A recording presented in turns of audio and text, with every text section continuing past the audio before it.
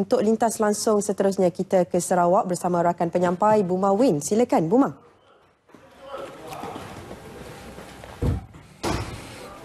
Terima kasih Nurul di Angkasa Puri. Salam sejahtera dan salam hormat. Susulan kes penipuan pekerjaan di Kemboja, sepasang kekasih direman 4 hari bermula hari ini atas perintah Mahkamah Kuching bagi membantu siasatan berhubung kes penipuan pekerjaan tersebut. Magistret Faili Jeffrey membenarkan kedua-dua individu terbabit direman bagi tempoh itu untuk membolehkan polis mengenal pasti bentuk penglibatan mereka. Kedua-dua suspek terbabit ditahan oleh pihak polis malam di 2 buah rumah berasingan di Traffic Garden dan Taman Chung Hua Kuching pada pukul 5 petang. Hasil ujian saringan air kencing mendapati suspek lelaki terbabit positif dadah jenis sabu. Setakat hari ini, polis telah menahan 3 individu berhubung kes terbabit yang mengakibatkan 47 rakyat Malaysia dipenjara tanpa perbicaraan selama lebih 2 bulan di penjara Port Bay, Kemboja. Orang ramai diminta supaya lebih responsif dengan sebarang insiden yang berlaku di sekeliling dengan menghentikan penyebaran berita tular yang tidak sahih di media sosial.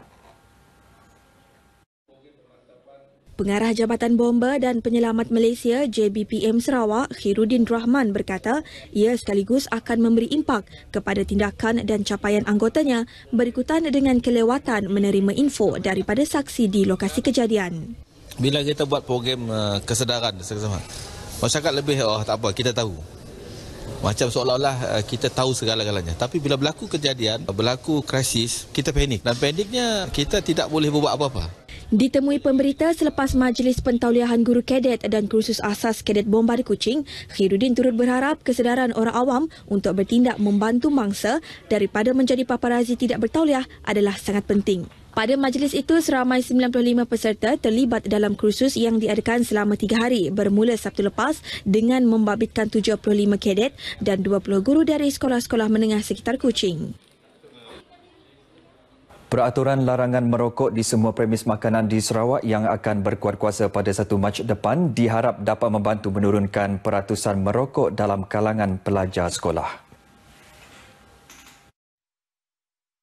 What is even more worrying for me and for us is, of course, smoking among school children in Sarawak is actually very high. School children in Sarawak, the statistic is one of the highest in Malaysia at 19.6% in compared to the national average at only 11.5%. Ahli Parlimen Kuching Dr. Kevin Yee mendedahkan demikian kepada pemberita pada kempen larangan merokok di salah satu premis makanan di Kuching. Dalam pada itu, beliau menyambut baik polisi yang bertujuan melindungi orang awam daripada terdedah kepada asap rokok sekaligus menjadikan persekitaran tempat makan yang bersih dan selesa untuk dikunjungi. Tambahnya, ia merupakan komitmen kerajaan sebagai negara anggota kepada Konvensyen Rangka Kerja Kawalan Tembakau dan mematuhi panduan di bawah Artikel 8 Pertubuhan Kesihatan Sedunia dalam melindungi orang awam terutama golongan bukan perokok daripada terdedah kepada bahaya asap produk tembakau dan rokok.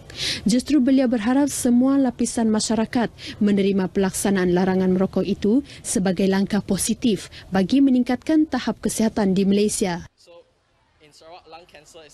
Pewujudan kadet bomba dalam kalangan pelajar dan guru kadet di sekolah dilihat satu langkah bersesuaian selaras dengan hasrat Jabatan Bomba dan Penyelamat Malaysia JBPM dalam memastikan sistem penyampaian perkhidmatan kepada pelanggan jabatan dapat dilaksanakan dengan cepat dan berkesan.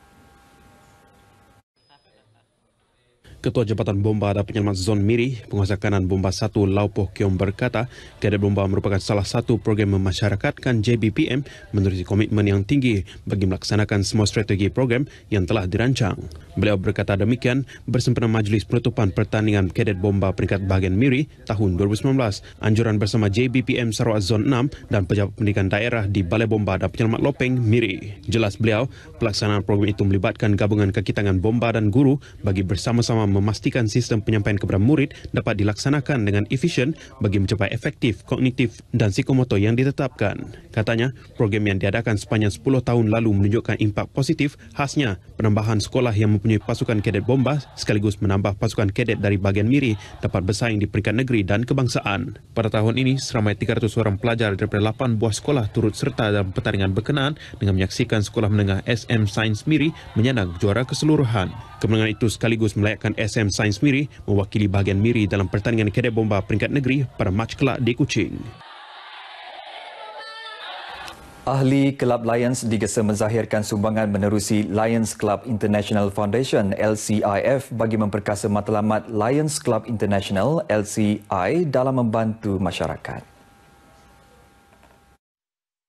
District Governor LCI Tiong Yong Ting berkata ia juga bagi memperkukuh dana LCI agar lebih banyak lagi projek khidmat komuniti merangkumi bantuan bencana, kesihatan dan pendidikan khususnya di kawasan luar bandar dapat diberikan. Jelasnya mulai tahun ini sehingga tempoh 15 tahun akan datang, 15% daripada jumlah sumbangan dana daripada ahli kelab dan distrik boleh dipohon bagi membiayai projek khidmat komuniti. Tiong berucap pada majlis perasmian projek khidmat komuniti di Sekolah Kebangsaan St. Jude Bunan, Kampung Bunan Gegar di Serian. Terdahulu dalam ucapan Presiden Kelab Lion Kuching, Mary Lou menyatakan program yang tertumpu di kawasan luar bandar itu diadakan bagi memberi kesedaran mengenai penjagaan kesihatan selain mengeratkan hubungan bersama komuniti setempat.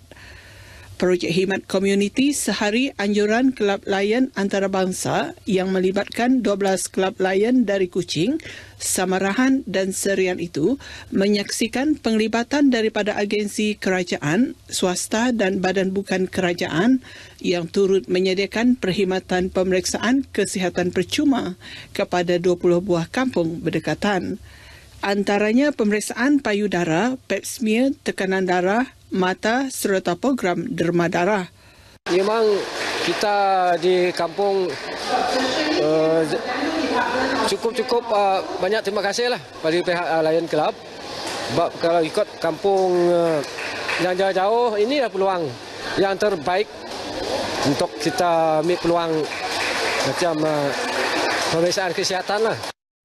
Turut diadakan penyampaian sumbangan beg sekolah kepada 58 murid-murid dari 3 buah sekolah.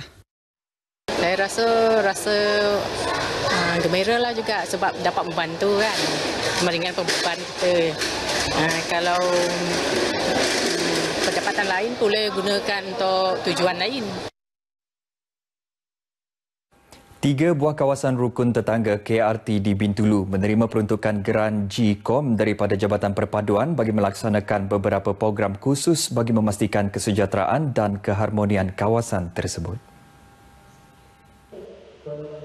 KRT tersebut ialah KRT Kampung Asyakirin Fasa 3, KRT Sungai Pelan Lot dan KRT Kampung Penan Muslim Batu 10.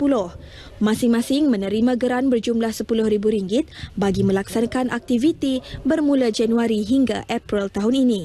Antara aktiviti yang dijalankan ialah rondaan keselamatan KRT, gotong royong membersihkan persekitaran dan sesi dialog serta perjumpaan komuniti yang melibatkan agensi-agensi lain seperti Polis Bintulu, Lembaga Kemajuan Bintulu BDA, Agensi Anti Dadah Kebangsaan AADK Bintulu dan Pejabat Kesihatan Bahagian Bintulu. Menurut penolong Pegawai Perpaduan Bahagian Bintulu, Susilia Tini, anak Bartolomeu Helter, pemilihan 3 KRT tersebut adalah berdasarkan kriteria keselamatan, isu-isu dadah dan jenayah serta penyelenggaraan. Geran GCOM ini merupakan geran yang disalurkan oleh Badan Persatuan untuk yang ditarget adalah kawasan rukun tetangga yang mempunyai masalah-masalah seperti masalah sosial dari segi masalah dadah, kes jenayah dan yang mempunyai masalah di kawasan perumahan, kawasan kampung iaitu kawasan seperti masalah peparitan begitu.